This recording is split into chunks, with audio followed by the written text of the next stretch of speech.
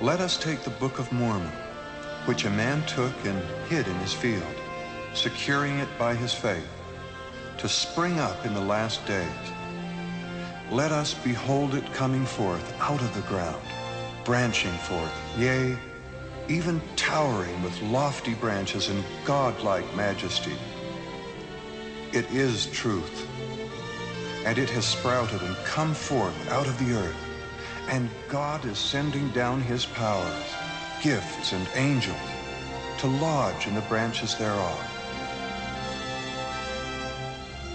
In another time, in another corner of the world, another soul is reached by the influence of the Book of Mormon. This is the true story of Vincenzo Di Francesca.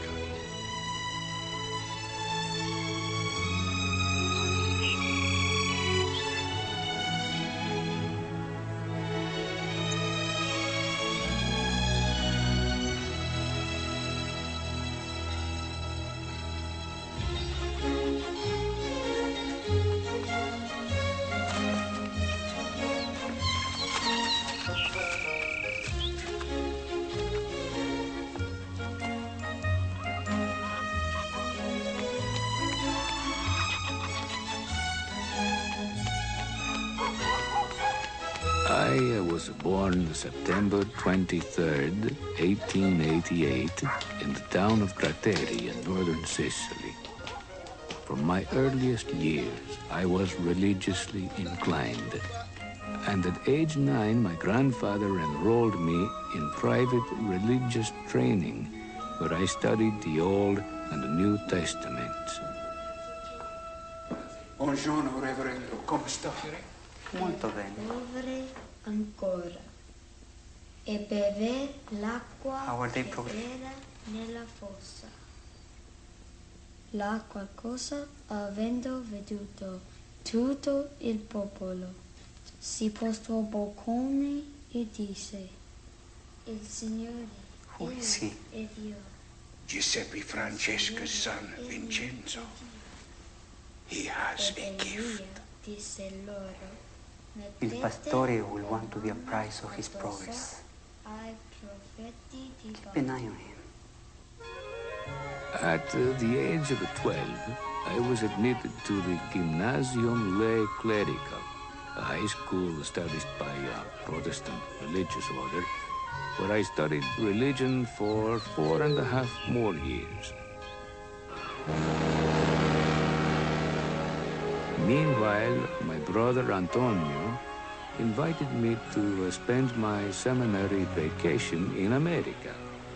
So, at 17 years of age, I sailed from Naples, arriving in New York on October 12, 1905. Brothers and sisters, this is Vincenzo Di Francesca. There, I met a friend of my brother, Ariel de Bellon, the pastor of the Italian branch of one of the Protestant churches, who engaged me as a teacher to serve members of his congregation. The Savior has said. He was so impressed with my gift in reading the scriptures that he suggested I attend Knox College in New York City. I followed his advice and received my degree as pastor with honors in November 1909. Vincenzo! Just a little closer together. That's it. Okay. Hold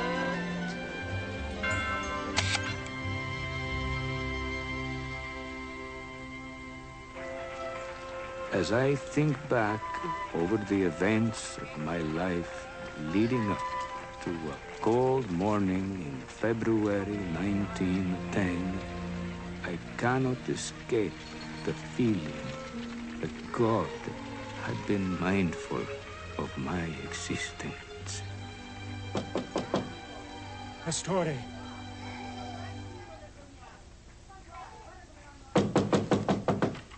Pastore. Emilio, come in. The Signore, he is here. He asked that you come to his hall. He has some matters to discuss about the parish. Grazie.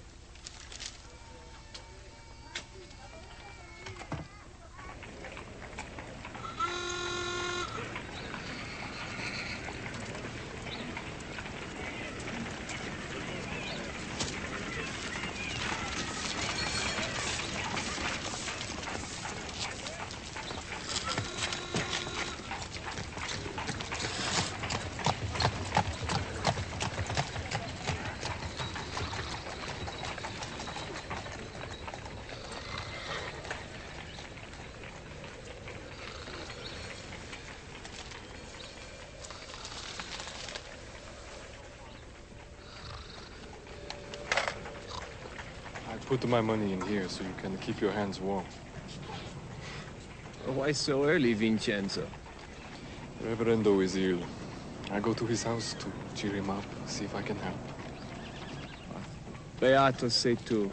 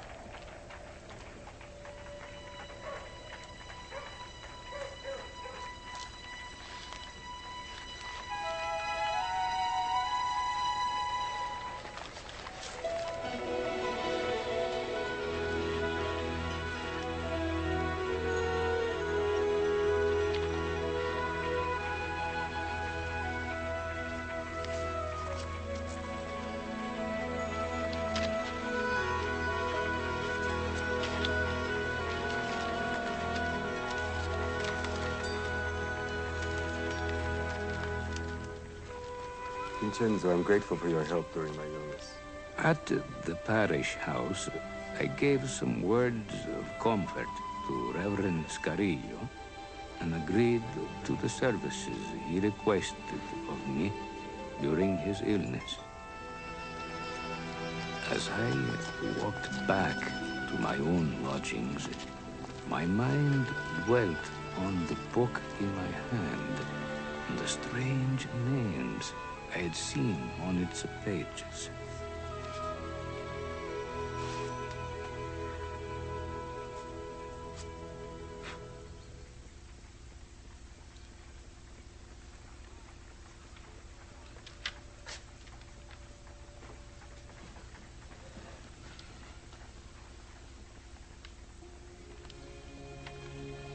Nephi, Mosiah, Alma. Who were these men? Who was this prophet Isaiah? Was he the one I had read about in the Bible, or was he some other Isaiah?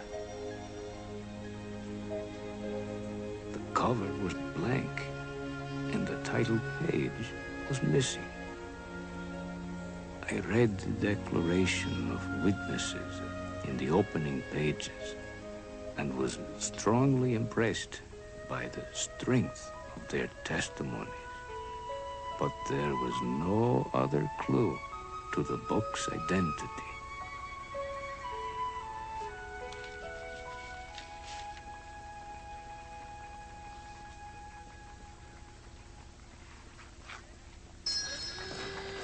Ce l'avete dell'aspirina? Sì, è proprio laggiù.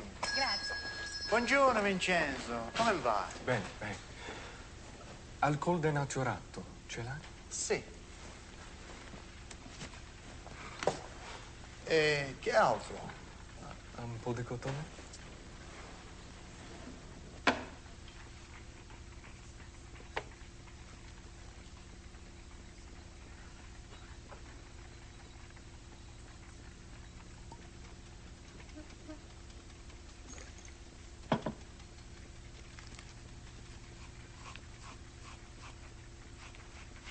I cleaned the soiled pages